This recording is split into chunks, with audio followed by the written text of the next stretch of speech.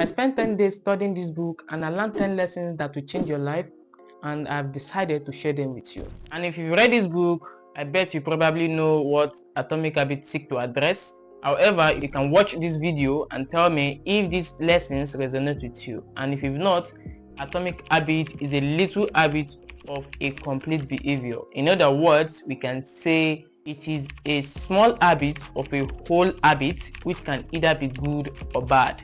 Considering what the name implies in the first place, atomic is the smallest unit of a matter. An habit is a behavior that has repeated enough time to become automatic. So if we were to bring these two words together, atomic habit, we realize that atomic habit is the smallest unit of a behavior that has been repeated enough time to become automatic. So I believe this should explain what the book is all about in the first place. This is what the author wrote this book to address. And this brings us to the first lesson, which is the most tiny effort that makes a big difference: the aggregation of marginal gain. This phrase is a philosophy or logical analysis of searching for a tiny margin of improvement in everything you do. Let's say you break down everything that you could think of that goes into what you do and then improve it by 1%. By the time you put them together, you will end up with a significant increase. And a good example is the making of a YouTube video. And to make a good YouTube video requires idea generation, thumbnail design, scripting, filming, editing, and publishing. Increasing this breakdown by 1%, at the end, you will end up with a significant increase of 6%, which can make the video a better one. And this is applicable to any kind of activity for as long you can break down everything that goes into doing that thing. This strategy was adopted by Dave Braceford, who was hired as a performance director by the Great Britain for the British cycling, putting them on a new trajectory as they dominated the 2008 Olympic Games in Beijing. A little bit from where you are now. Of course there is, yeah. I could do that a little bit better. I could do this a little bit better. It doesn't matter how small the improvement, we're going to do it.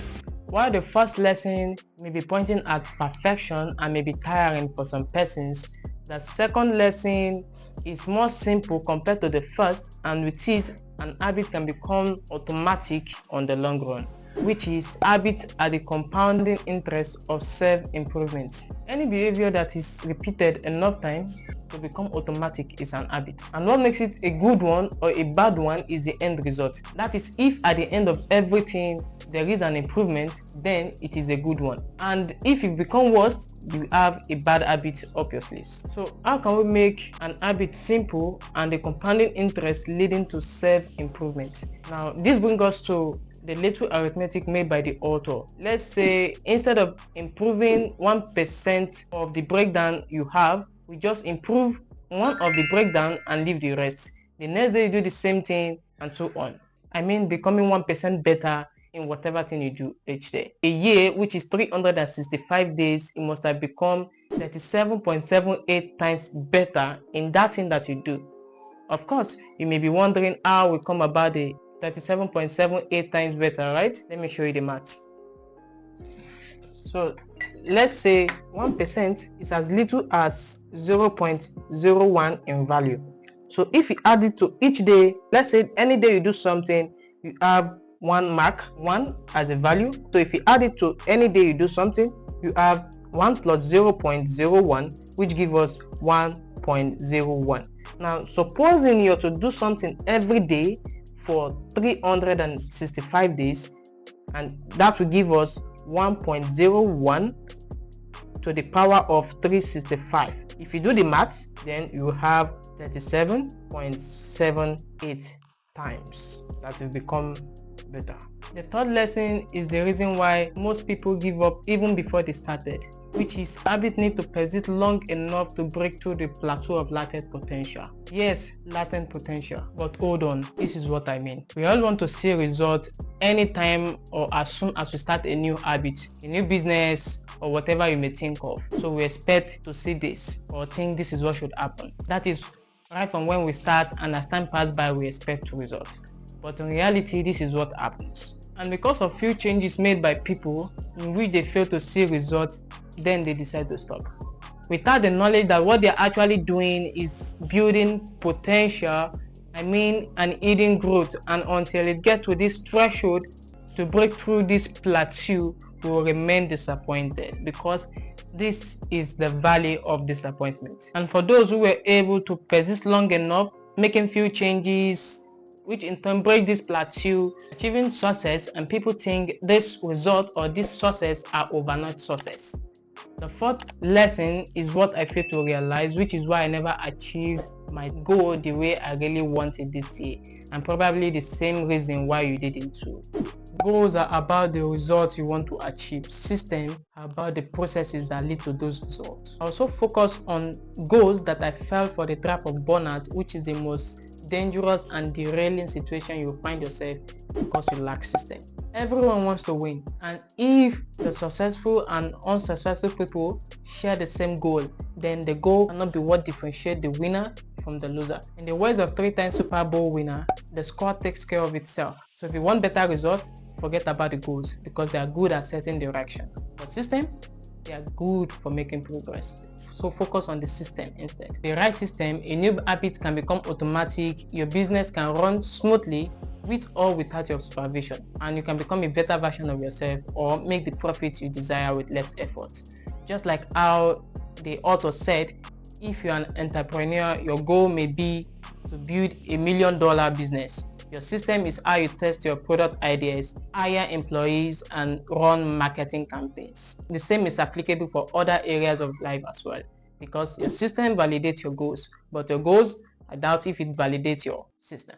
The fifth lesson is very important because it is the main reason people run back to their bad habits on the long run.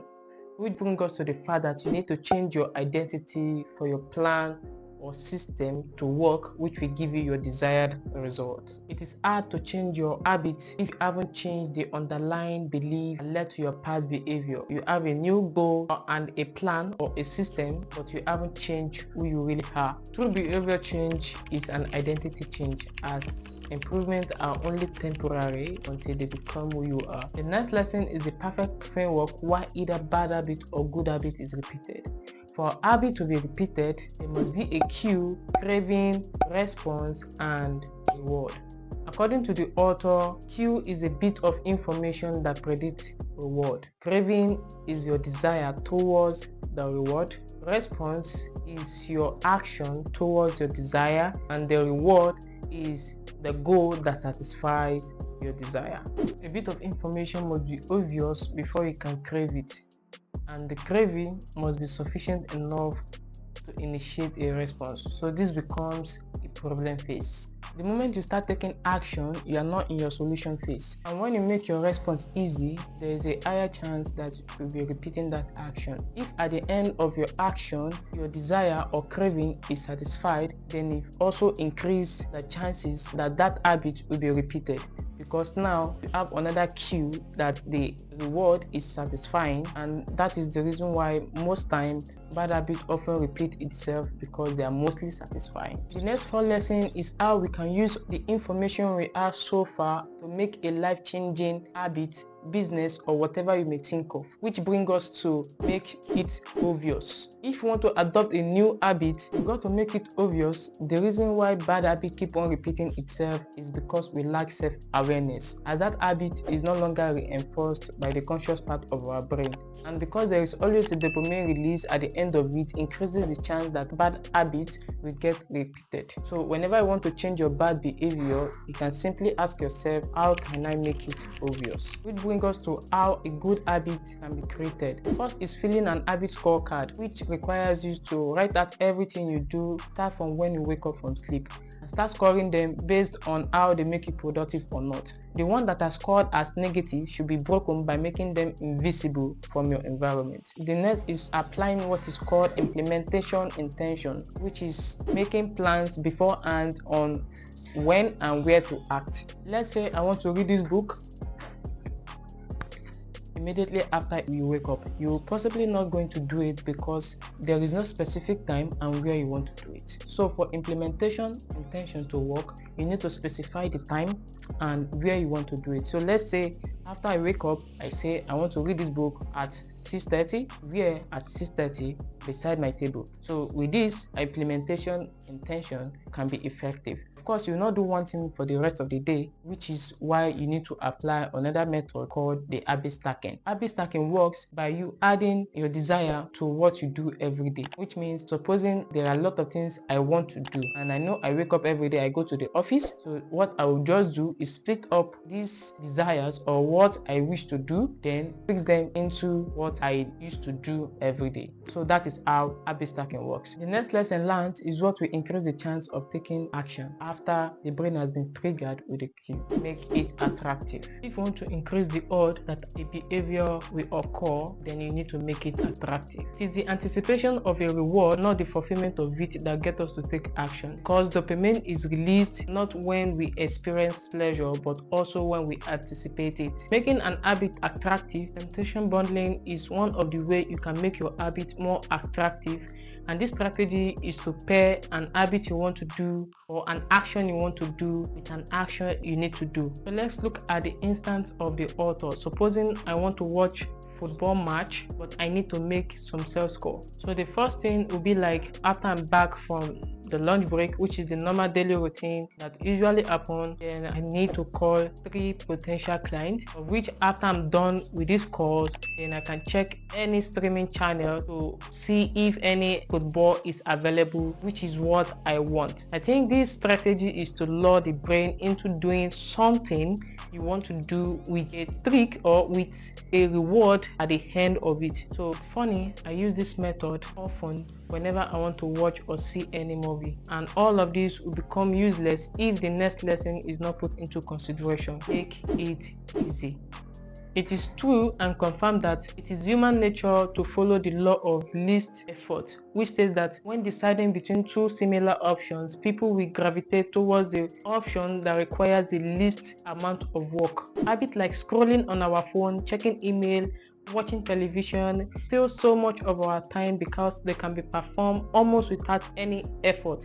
They are remarkably convenient. So the trick is to steal that method by making that habit easy. An instance is about me reading this book. I read this book for 10 days and the number of pages in this book is about 306 pages of them. So which means if I'm to keep up to date for 30 days, I'm expected to read 30 pages or more. But for someone like me, reading 30 pages at once, it is a no-go. So what did I do? I had to split the 30 pages into 3 sets, which means I'm to read 10 pages in the morning, 10 in the afternoon, and 10 in the evening. That's it. So, and before I start, I also need to apply a 2-minute rule, which means I just need to read for 2 minutes, in which I end up reading the whole 10 pages for that day or for that section. New habit should not be as a challenge because you need to standardize before you can optimize. And the last lesson I learned is the only thing that can make an habit to repeat, and possibly it is also the reason why most bad habits slide in back or return, which brings us to make it satisfying. If an habit is not satisfying, bad habit will definitely take back its position in your life, but when it is rewarding, it will definitely be repeated. The most effective form of motivation is progress. When we get a signal that we are moving forward, we become motivated to continue down that path. In this way, habit tracking can have an additive effect on motivation. Each small win fits your desire. So habit tracking can become its own form of reward. It is satisfying to cross an item off your to-do list, to complete an entry in your workout log, and whatever you may think of. And another way is immediate reward. Reinforcing an habit you are trying to adopt with an immediate effect increases the chances that everything will be repeated. For instance, I get to eat cake anytime I finish all the tasks on my to-do list. If that happens, finishing my task the next day is likely possible, though at the cost of my pocket. Please do well to subscribe and turn on your notification bell as more productive videos like this will be uploaded every week. Mastery requires practice, but the more practice, the more boring and the routine will become. So you just need enough winning to experience satisfaction and just enough wanting to experience desire.